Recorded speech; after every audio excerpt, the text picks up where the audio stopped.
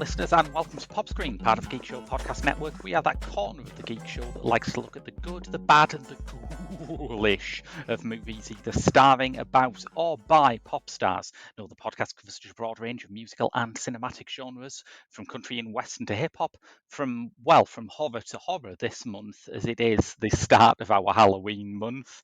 I'm your host, Graham Williamson. I'm a short filmmaker and a writer for Horrified, Byline Times, We Are Cult, and The Geek Show, of course, where I run their Random Access Who series of randomly selected classic Doctor Who reviews. I'm joined this week by Rob Simpson, director. No, that's wrong. The host of Directors Uncut. I almost got that wrong. The director of Host Uncut. Yes. I don't know what that is, but it's it sounds like a very unpleasant video call, is what that is. Oh, yeah. I'm not going to fill in the blanks. I'll leave the blanks open for your listeners. But it's the other podcast on the Geek Show where we take a load of movie makers and directors, put them in a big bag, and pick one at random. But recently on Directors Uncut, who have we had? We're in the middle of a Kitano sandwich, aren't we? Yeah, we are. Heading into Alfonso Cuarón. Very exciting stuff. It was weird watching Y Tu Mama Tambien again, because similar age to me, and when we watched that as teenagers, like, ooh, sexy. And you watch it back now, it's like, no, what were you thinking? Yeah, I mean, I can kind of see it. I'd be more worried if you felt that way about Children of Men. Yeah, true. That would be weird. Well, hey, speaking of sexy movies, yes, a film about your actual pornography to kick off Halloween month in the shape of Ty West's recently released slasher throwback X. Now, Ty West, with his name like a budget airline, what are your thoughts on him in general, Rob? Oh, complicated in a word, because he's part of that wave of, I don't know how you describe him. I think you made a joke on the episode we did about Creep on Directors Uncut of the name Creep and a certain actor that you could use for that moniker. And Ty West is sort of in that scene. He's in that sort of indie American horror scene. It's sort of what's it called? Mumblecore adjacent. It's Well, they called it mumblegore, which, thinking back to it, I mean, people have a problem with the term elevated horror, but it's no mumblegore. Yeah, it's really bad. Fucking hell, that's a bad name for a movement. But I really liked Innkeepers. I think Innkeepers is a quite sweet movie with some good jump scares in there. Hate, what was it called? The House of the Devil? Is that right? No, that's not right. Oh, yeah, House of the Devil. Right? No, that was him, yeah. Yeah, that was so tedious. So very, very tedious. It was this thing that I hate so much in horror where it's about 90 minutes long and 70 of it is, I can't remember the name of the actor, but she's just sort of wandering around the house. You see, sometimes I like that, but only when it's genre all in. Yeah, and then there's a really telegraphed sort of possession pregnancy thing. Yeah. Like, you've not really earned that, behave, but apparently he's in the middle of a Westerssance. That just sounds weird. Ha! Yes, he is. It's funny, yeah, because for ages I always used to get Ty West confused with Adam Wingard, and for a while their careers were pretty hard to distinguish. But in the 2020s, Adam Wingard has directed Kong vs Godzilla, was it? And Ty West has directed this, so yeah, a pretty serious fork in the road there, I would say. Wingard, he did You're Next and The Guest, didn't he? And then he had the stupidest decision by any human being ever, trying to remake The Blair Witch. Yes, a film which is entirely reliant on a sense of surprise and having not been done before. So let's remake it. Yeah, but that's a weird creator actually, because you wouldn't have expected. I don't really know what he expected from Ty West, but I never expected him to be. I mean, just for clarity, a lot of people are saying this is like one of the horror films of the year. I never expected him to be in that sort of conversation.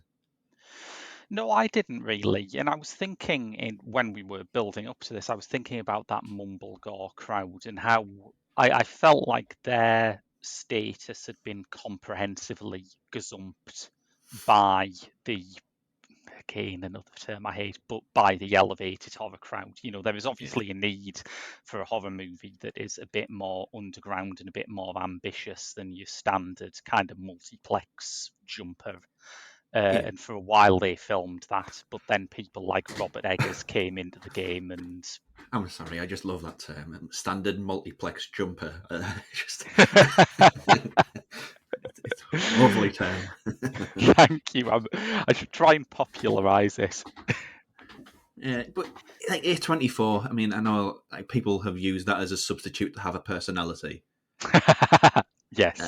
But yeah, that sort of filled in the gap that these people maybe opened the door for.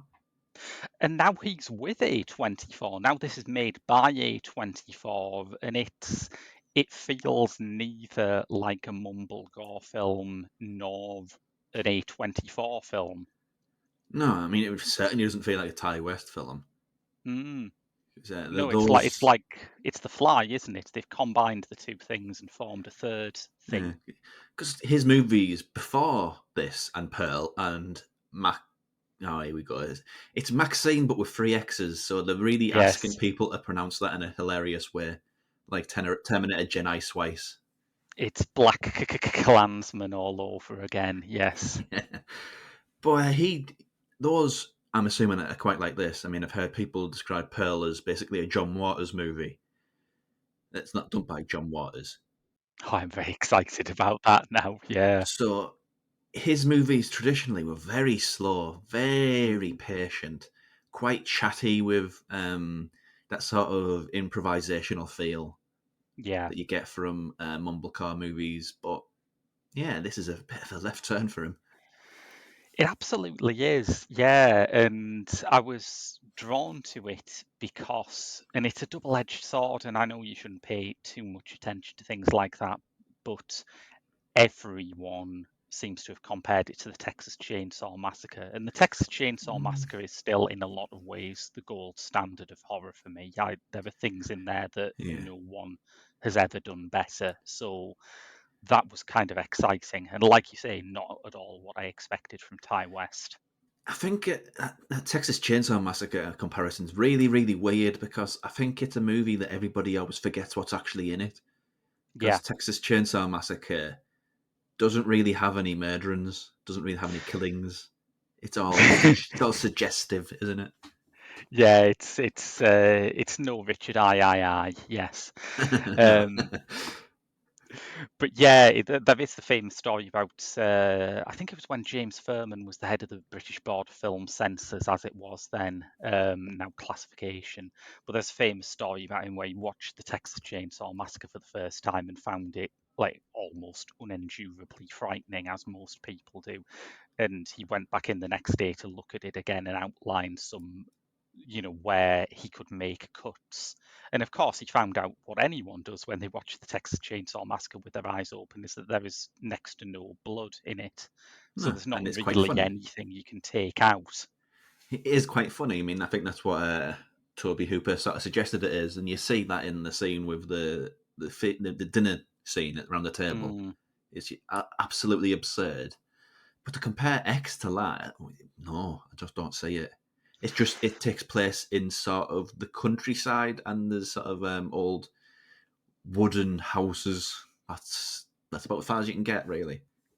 there's a bus early on. Yes. Oh, I and the think bus too. that's, On the yeah. bingo card of Texas Chainsaw Massacre, it's a whole win. I think everyone has always seen the Texas Chainsaw Massacre as fundamentally a movie about a bus, so I understand why that really tipped everyone's TCM alarms. Yes. Yeah, but I was surprised by how good X is. That's a horrible phrase, but yeah, I'm sticking with it. I enjoyed it. I think I had more problems than you, which means this could be the best kind of podcast where it sounds like we're disagreeing a lot, but we're still friends at the end of it. And that movie where we fall out over this, our opinion of it, I don't think it's happened yet. It hasn't happened yet, no. Maybe if we'd done a podcast about Alex Garland's Men earlier this year, I think that could have pushed it, Yeah. but No pop stars in that one. No pop stars in no, that. Oh, no. actually, yes, there is. Oh, of course, because Jessie Buckley released an album this year, didn't she? Oh, yeah. I've tied myself into a. Yeah. Oh, no. I shouldn't have done that. Coming in 2023 on Pop Screen listeners. I'll have to watch that again. Oh, no. But I understand. I mean, with X, I mean, your reservations, I kind of know what they are before you even see them. Oh, well, yeah, that's interesting. See if you can predict them then. Let's demonstrate to the listeners how long we've been doing this for. Well, I hope it doesn't backfire spectacularly, but it's for me. I found it quite weird using the elderly as a vehicle for horror. That is one of the things, isn't It's it? Yeah. kind of I felt a bit uneasy about that. I wouldn't say uneasy, it just always perplexes me a bit. Like, obviously, the worst for this and every elevated horror tick is Ari Aster, who just like has Yes. when he wants you to be more scared, he just shows you a naked old person. It's like maybe it's because I'm from an NHS family, but I've never Well, yes. found naked old people that frightening, to be honest. No, I mean, where I live now, I could tell you stories about the behaviour of certain old people when they don't like other people, which the idea that Yes. you're supposed to respect your elders, they don't behave respectably, believe me. Certain quarters don't anyway. My word, the worse behaved than teenagers. Put that in your movie. That's scarier. Yeah, I suppose if you want a terrifying experience with the elderly, you could just have a movie about how they go to the cinema. Because every single time I've been in a movie with a predominantly elderly audience, it's had the worst cinema behaviour you've ever heard. Just like 2 solid hours of, oh, it's him, he's on that thing, isn't he? And the sandwiches, the incessant eating of sandwiches. You'd think it'd I, be a quiet experience because it's a soft eat, a sandwich, but no, it's just not. I I love that you said that because I can just picture the A24 horror movie with like the lingering shot of an old person biting into a BLT. I can see the colour grading. Yes, you pictured that very well. I can too. But that is the big thing, isn't it? I mean, any movie that uses it's like one of the old ones. They used characters who were on the LGBT spectrum or had learning difficulties. They use these things to as a means for horror, and it's never felt right. And I don't think X Yeah. being all sort of 70s exploitation or vision really changes that.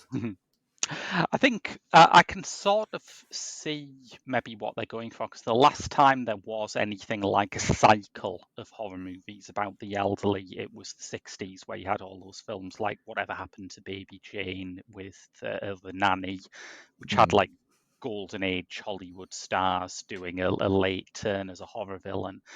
And I can understand someone looking back at that and thinking, okay, those movies were made because there was a lot of generational conflict in the 60s. There's a lot of generational conflict now. Why don't we bring Yes. it back? But so far, it hasn't had the same resonance. And I think part of that is just because, a lot of it is the Ari Aster films where the old people and the disabled people are just used as props, really. But it's a bit better in this. I think there's something, Yes.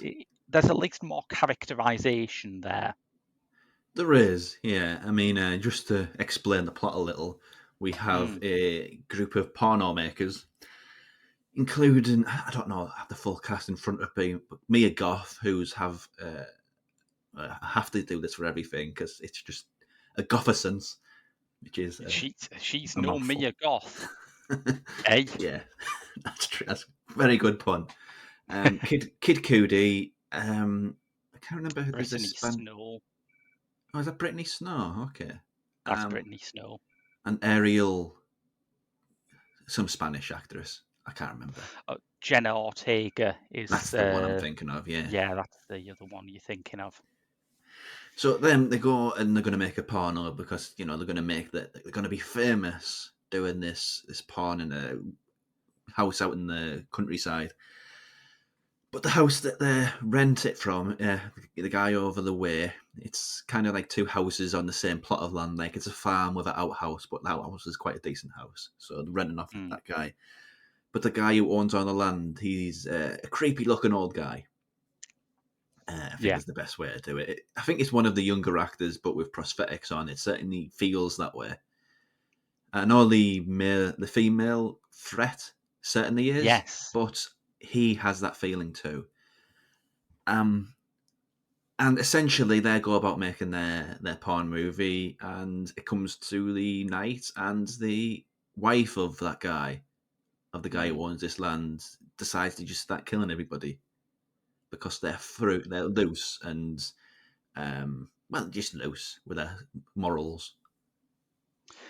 Yeah, and I think it is really interesting that Mia Goth has the double role, and I think that strengthens the film in a lot of ways. It allows for readings where Pearl, the old woman you mentioned, is like an alter ego of Maxine, the other Mia Goth character, that she's represents Maxine's family or her internal repressions. Or there's a lot of fun you can have with that, and I think the Yeah, film wants you to recognise that because there is that moment where Pearl shows Maxine a photo of herself when she was young, and of course that photo of herself is just Mia Goth looking as like Mia Goth does now.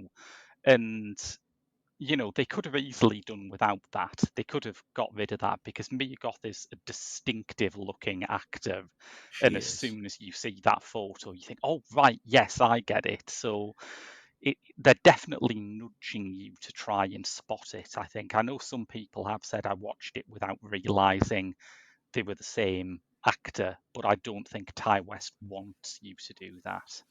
Yeah, I mean, it's better prosthetics than certain other older movies where it's had an actor aging up. I mean, the one that always comes to mind is the J. Edgar movie that J. Leonardo Edgar, DiCaprio yeah. did, which I had absolutely no idea that J. Edgar Hoover spent much of the later part of his career as an Egyptian mummy. well, he behaved like one, so he may as well become one. But it is a fun watch. Yeah, Um, but at the same time, when it's called X, it doesn't quite go as far as you'd think it would. And it's a movie about part. I mean, maybe I've had my sort of standards sort of twisted all over the place from what I've watched maybe over the you have, years. Rob. Maybe Maybe I've been you're corrupted. degenerate. Yeah, shocking. But the sexy stuff isn't that sexy. It's quite tame, and the Yeah, violence isn't quite. It's over the top.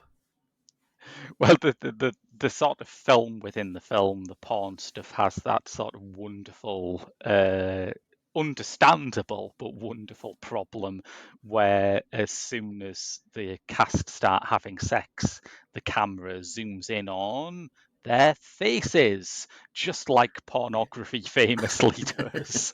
Yeah, I mean, if you wanted a porn and you got that, you'd be like, "What is this? this, this is terrible." It's reaction shot porn. It's like a Basquiat Rastami doing pornography, just a series of faces. It's like I don't know if they still do it, but they used to have like Twitter and Facebook and whatever accounts of like images of porn, but they were drawn over it and made it look like they were doing something else. It's basically they've turned that into the real thing. It's funny because when I first saw the trailer, part of me thought the trailer, or at least the first trailer that I saw, does not make it clear that this is a period set movie, and I'm sure they've got their own witchy marketing reasons for that. But I did think, is this a period set movie, or does Ty West think that porn is just shot like this? Because based on something like The Sacrament, that would be, I think, a legitimate worry to have about a Ty West film. Yeah, I'm not saying that one. It's the Jonestown Massacre one, isn't it? Yeah, I've not seen The Sacrament either, but I've seen bits of it, and I think part of the problem is you have took a story that is the quintessence of only in the 70s, and you've decided to make it as a modern day found footage horror, which really, I can't imagine it not just showing up the degree to which this is just completely anachronistic. Yeah, yeah, but it is period in the sense of it's got 70s music Mm. in I the think van. it works its period elements through well. I was happy with that aspect of it, and I was happy that he seemed to have learned from that mistake. That, Yeah. maybe if The Sacrament had been a success, we'd have like a found footage movie about Edward Heath trying to deal with the OPEC crisis, but everyone's pretending it's set in the present day for some reason. There's a sliding scale of how to do period stuff. At the one end, at the bad Mm. end, is Stranger Things. It's just like it or not, it doesn't particularly sell that it's in the 80s very subtly. It's like the clip show Yeah, highlight version of the 80s, isn't it?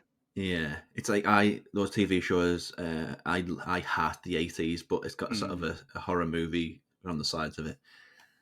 I'm at the other end. I guess it's sort of Jordan Peele. His movies have that sort of 80s veneer, but he never really makes them set in the 80s. It's very, very subtle.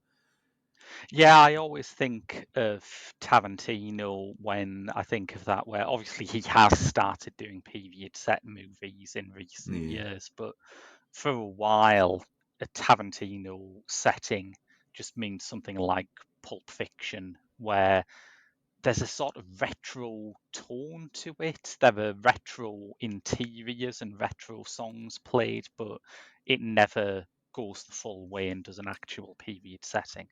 So it's kind of a moot point, really, with X. Because it could just be, I don't know, they're listening to classic radio because they're in a place which is sort of removed from the cut and thrust of the time. It's out in the middle of nowhere. The closest we get to any sort of pop culture besides the music is a TV show which has got an evangelical preacher man Yeah, talking about degenerates and corrupting our young people, our young folk. and you can tell that that's a period show because it's in black and white and there isn't a news chime underneath telling you what's Yeah, next on Tucker Carlson tonight. Otherwise, yeah, exactly the same shit. yeah, Yeah, I don't think the period setting affects the horror that much, but I do think it affects the kind of build up to it, and particularly how it deals with porn. I mean, I recently watched Pleasure, that Swedish drama about the yeah. I've porn heard about industry, that. which Yeah, is easily, I think, the greatest movie ever directed by a woman called Ninja. Uh, it's a small group.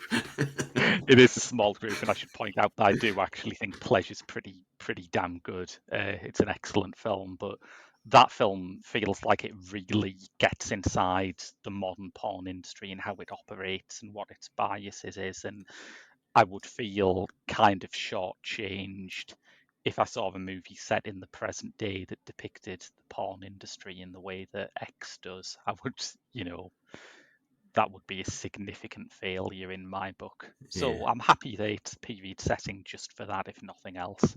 yeah. It's trimmings essentially, rather than Mm, a movie about the 70s.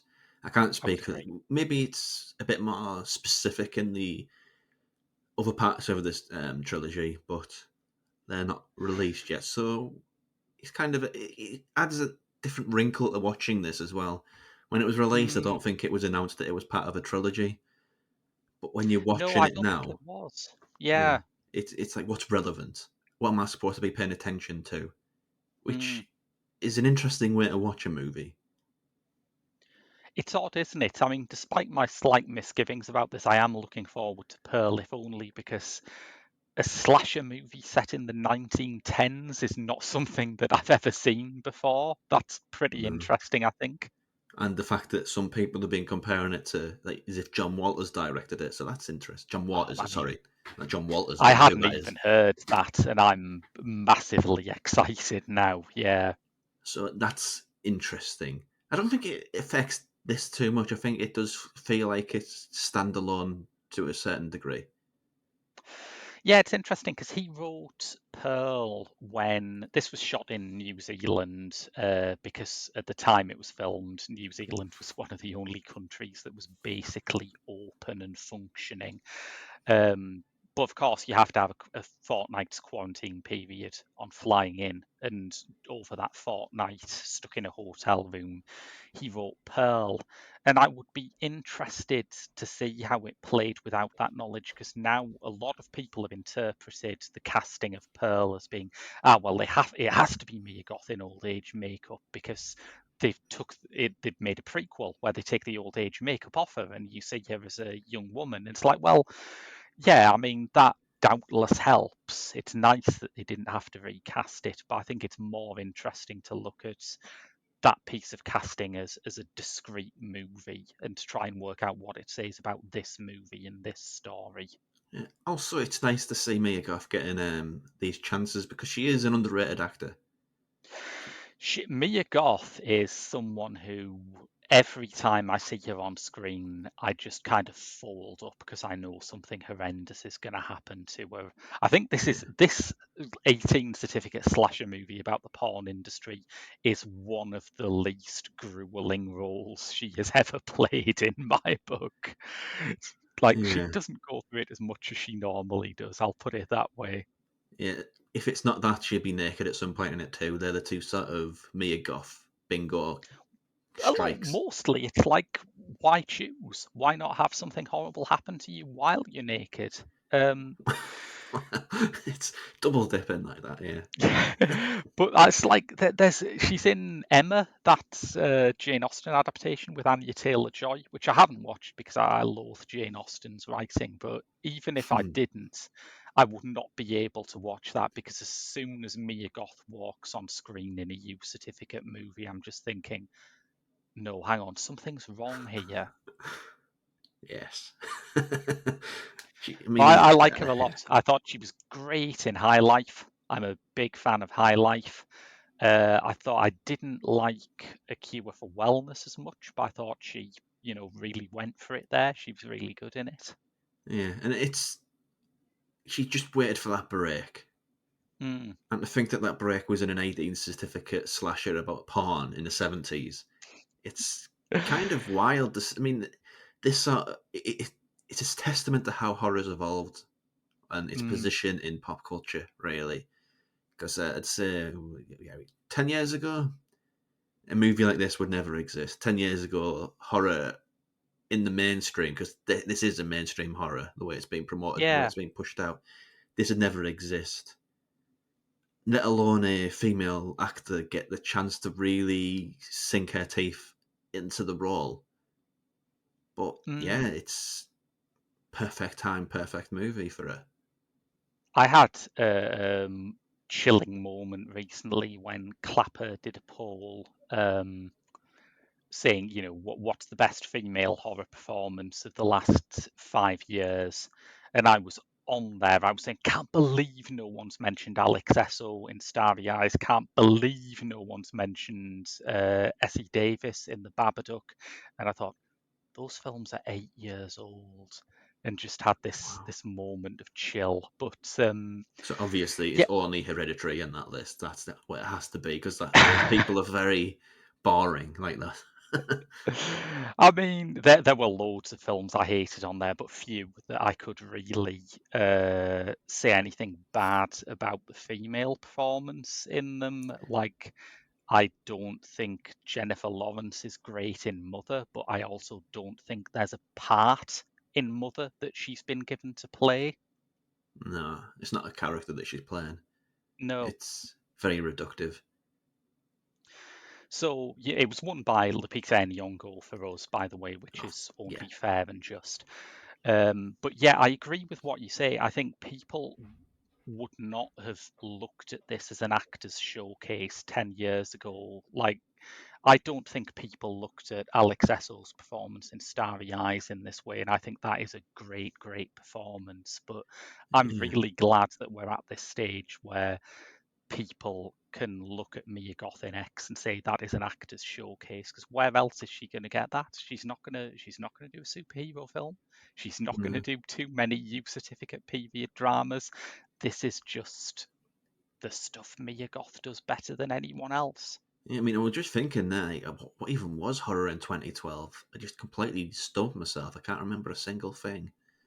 It's funny because horror seems to me to be in this sort of stage of reacting to the last cycle, which is different to how it seems to have been in the past. Like 80s horror is different from 70s horror, but I don't get the impression that people making 80s horror were doing it because they hated 70s horror and wanted to do No, something no. different. Whereas in the 21st century, the first new thing that happens is the torture porn wave. And then Yes. you can say that Mumblegore is kind of the reaction to that. It's the low-key, slow burn version. And then the Bloomhouse stuff starts coming out shortly after that, which sparks another wave of reaction in the kind of elevated A24 art house horror. Everything just seems to be like rising up against the last version of horror in a way that's kind of interesting. It does make you wonder what's coming next. It does, yeah. It's in a great position, horror. Maybe the best it's ever been. I know that's a bold statement, but just to relate it It's to X, I mean, horror movies for a long time were basically in that part of the video shop, which was next to all the porn. which So is, yeah, appropriate. Maybe that's where a young Ty West had the seed planted for this movie. maybe. But now, yeah, I mean, I don't think horror's been in as healthy a position as it's ever been.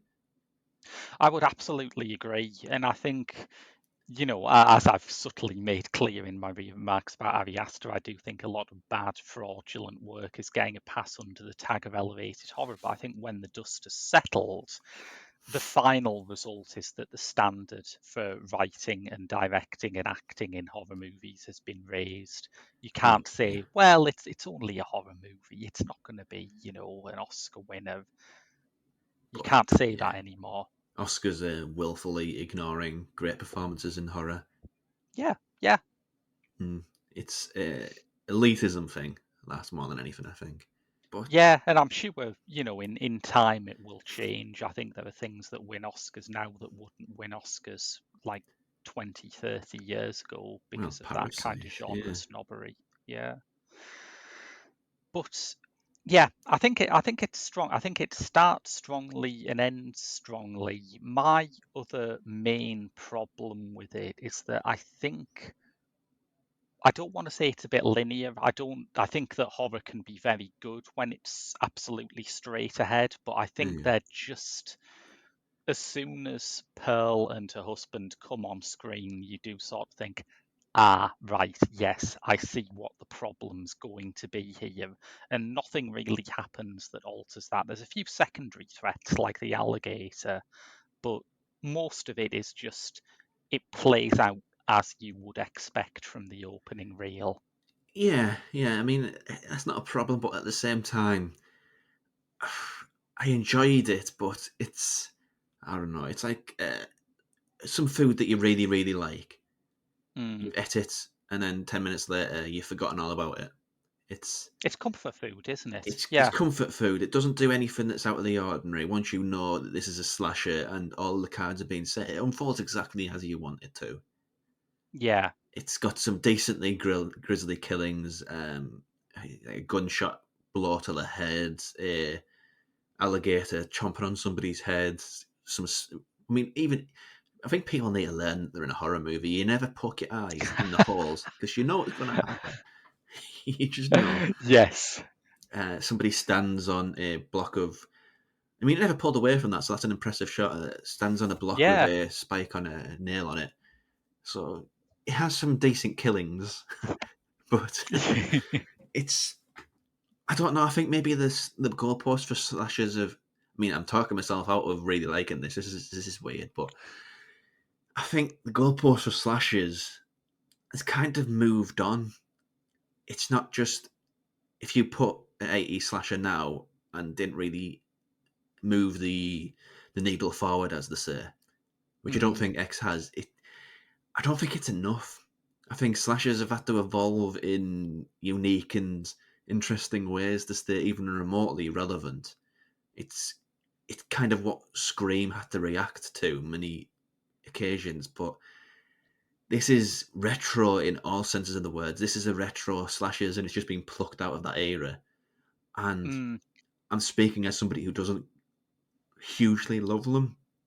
So Yeah, I think there yeah, are some almost Scream-like moments where they invert slasher morality. The fact that you were saying about the bit with the eyes, it is interesting that that shot evokes Psycho. It evokes yeah, the shot of Norman Bates watching Janet it, in the shower. yeah. But this time, the person who's watching, the voyeur, is the victim. And similarly, the people who were killed first are the ones who haven't had sex, which is obviously a Oh, flip on yes. the famously kind of Puritan moralism of slasher movies. But that's kind of fun, but it's also kind of an irrelevant target because no one makes slasher movies unless they're a reboot of something that came out in the Plantagenet era. Yes. So it's kind of weirdly anachronistic, really, as far as its position in Mm. modern horror. I'm not And quite I think sure for about some it. people that's part of why they've exploded about it, right? Because if you love slashers, you haven't seen it done this well and with an original screenplay in a long Yeah, time. that's true. I mean, for the last what decade and a half, 2 decades, Mm. it's always been a remake or a reboot. Yeah. Halloween, My Bloody Valentine. Oh, there's so many. Nightmare on Elm Street was a remake as My well. Bloody Valentine is a franchise that is so old. It started before the band of the same name with Yes. their infamous 20-year gaps between albums. Yeah, an interesting band. But it's yeah, slashers are such a weird thing for me. I think because I mean I like this Mm. a great deal. I think I do anyway. I'm really talking myself out of it, but I prefer like slashers or any horror really to have more going on besides the violence. And there's a little bit more going on, but not a huge amount. I think I've been spoiled by our amazing new era for body horror, which I've just been enjoying so much, and it's reminded me how much I love that subgenre. And now it's like, yeah, get back to me when you've got some mutating organs in there. Have you got a body horror summer, Graham? Have you got it? It's yeah, I've got beach body horror ready. But I mean, it's fun. I think for X, that is a big part of what you can talk about. It's fun and it moves at a great click. Definitely, yeah. It's like after it finished, part of me sort of sat back and thought, oh, I thought I wasn't scared by that, but in a strange way, it's not really going for scary. It's a proper roller coaster horror movie, I think. It is, yeah, and it never really stops. I mean, it's not like the problem with so many slashers now is that it spends over an hour getting to know the characters, and then it just kills Yeah. them all in like 20 minutes. I think one of the ways that the slasher has evolved rather nicely is it can do both. It can develop Yeah. characters and it can kill them at the same time. It doesn't feel this need to sort of compartmentalize into neat chunks of this bit's character development, that bit's the chase, and that bit's the kill. It's just all Mm. intermingled, and Ty West's done it well because you Yeah. learn about everybody as they are getting all stabbed up. Yes. And, West certainly deserves credit for that, but shout out to his cast as well. I think there's some fantastic people in here. I'm very fond of the uptight cinematographer with his pretensions to be creating high art. It's played by Owen Campbell, who I knew that guy from somewhere, and I checked it out, and he's in The Miseducation of Cameron Post, where he doesn't have a very fun time of it in that movie either. He's been in a few bits. Kid Mm. Cudi as well, which I'm assuming is a prosthetic because he's packing some heat, if not. It is quite interesting, isn't it? And I remember sort of thinking about this because we're as we record this, we're just one day after the release of both Don't Worry Darling and Blonde. So, listeners, if my voice is muffled, it's because I'm drowning in the fucking hot takes that these two movies have produced. Okay. But I thought that would get a bit more backlash, that like all of the fun nudity in the early part of the film where it's sort of sexy and free spirited as all the women, and when it's time for the horror, that's when the dongs come out. I thought maybe Yes. that might draw a bit more negative attention these days, but apparently it doesn't bother anyone. No, Who no. knows? It's an interesting thing. Boogie Nights, like. Well, there is an explicit nod to Boogie Nights at the start, isn't there, with Maxine talking to herself in the mirror. I can't remember. Is there?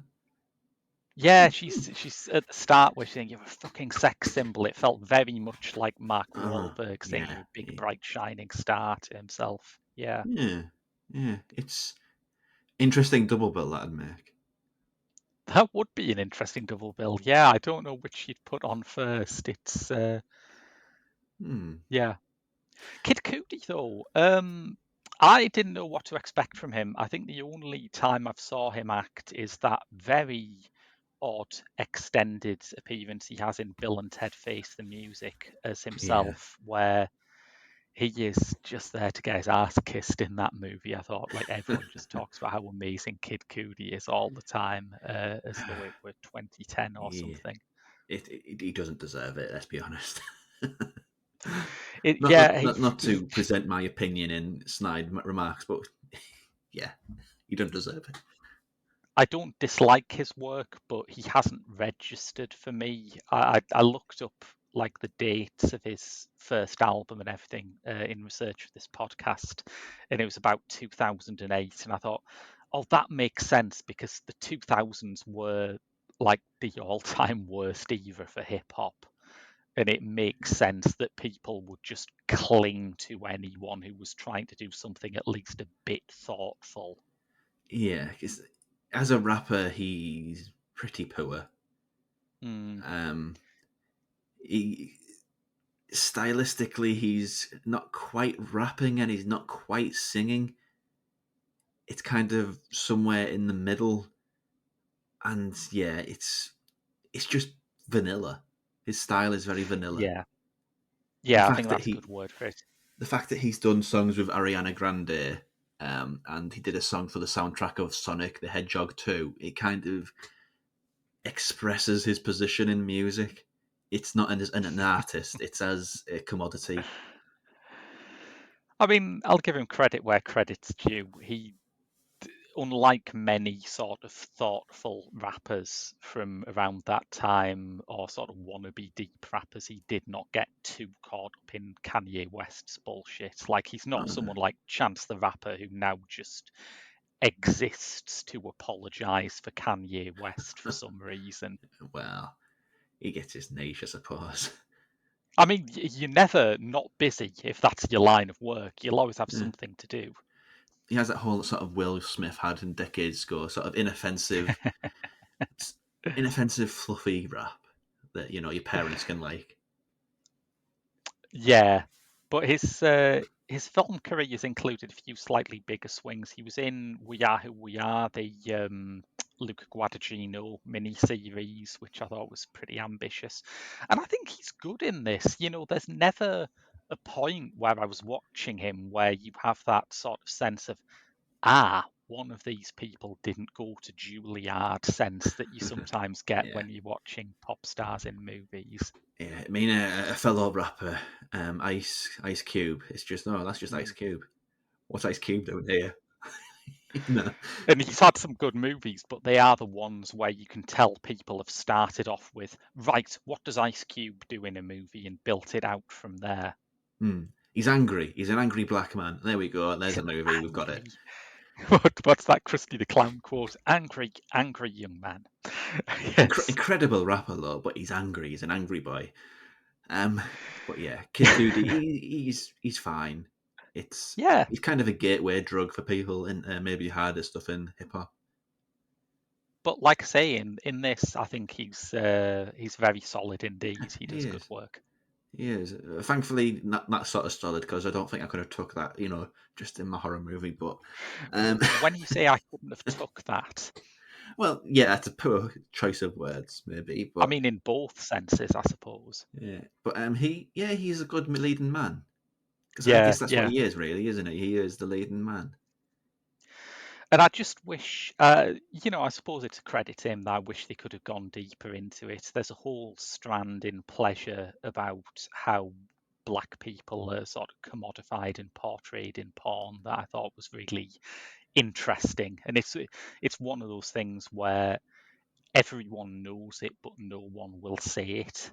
I don't know why. It feels like as porn becomes more prevalent and more inescapable, people talk about it less. But I thought that was really good, and I would love to have heard just seen a bit more of this story from the viewpoint of a black guy in this industry at this time. Yeah, But his for character's what an it is, it's interesting fine. one because he's Yeah. in porn, and the gag is black men have big wangs. But let's be honest, if you're in porn, everybody has a big wang. That's why they're in porn. Yes. Um, but he's a Vietnam vet. That's his character. Yeah. There's like little snippets of it. He says, well, once you're a Marine, you're always a Marine.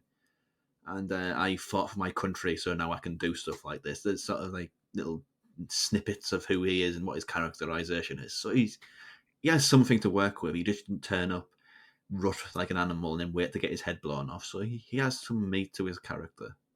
Completely, yeah, and I think it's a lovely little telling touch that when they're asked about Vietnam, their white director managed to get out of the draft, but Kid Cudi's character obviously couldn't. I wish there were a few more grace notes like that. I don't want it to grind to a halt so people can discuss the ethics of pornography or race in No, Vietnam, but no.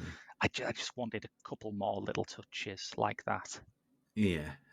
It separates the characters a bit too quickly. That's kind of the point of, well, it's Mm, double-edged sword. You want a horror movie to get to the point, but when it's presented these characters as interesting, they are all interesting. Is it Jenny Ortega? She's interesting because she's like they call her church mouse. yeah. But she becomes compelled by their sort of lifestyle, their freedom that they do it while they can do it. And the Kid Cudi again. There's the Mm. leader, the producer, who's interesting just because he's kind of found a new reason for being, a new point of life, because he seems to have gone Yeah. through some hard times in his past. Mia Goth, again, she's insistent that she's going to be famous. Mm. Everybody's got their own little beat, which is compelling, and maybe a little bit more time spent on that before, you know, weird age phobic horror starts taking effect. Maybe the solution to this is that you and me write and direct the reverse of this, that we make a movie where old people are completely justified in killing all of the young bastards who are making their life a misery. Yes, let's do that. But yes, I don't know how to round this off. I just want to tell people to watch Pleasure by Ninja Thyberg. I think it's a great movie. Um, Was that out this year? It was out this year. I would have loved to cover it on an episode of Pop Screen. Let me just cast the types names into Google to see what else they've done. Maybe one of them's Oh my god! Right, close that tab. Uh, but yeah, it's a great movie, and yeah, I like X. I think I am a bit skeptical of some of the more extravagant reactions it's got. I don't think it's our generation's Texas Chainsaw Massacre, Oh, no. but it's a good surprise coming from Ty West. It's not what I expected. Yeah, I mean, it's interesting sort of as a career arc because you could make the argument that in his early days he spent way too much time on characterization and not enough time on Mm. horror, and now he's gone the complete opposite end of the spectrum, where he spends a lot of time on the horror and not much time on the character development. So maybe I don't know, Pearl or Maxine, it sort of squares that equation a little bit and equalizes those two factors. Both parts Yeah, are good, but I think it's just I like these characters. I want to know them a little bit more before you kill them graphically. It could be interesting watching him do a horror movie where you've seen the part of the character set up at least. I think that'll be an interesting thing to watch. Yeah, because I'm assuming like Pearl is the name of the bad guy, and that takes place in 1910, like you said. So I'm assuming Maxine takes place after the events of X. Wait, So apparently it's going to carry the Boogie Nights theme forward and have her try in the 80s trying to get into the video market. okay, So that could be fun, I think. so it takes place in '79, doesn't it? If I remember correctly. Yeah. Okay, so that could be interesting. It's a fun movie, but it's one of these Yeah, movies where the more you think about it, the less it sort of holds weight. I think. I think your comfort food analogy was pretty on the money. Yeah. Yeah, you watch it and you regret it after you've ate it, but it was tasty. But Yeah, that's Ty West's X, a very fascinating movie that has to be balanced out with some rigorous exercise. Yes.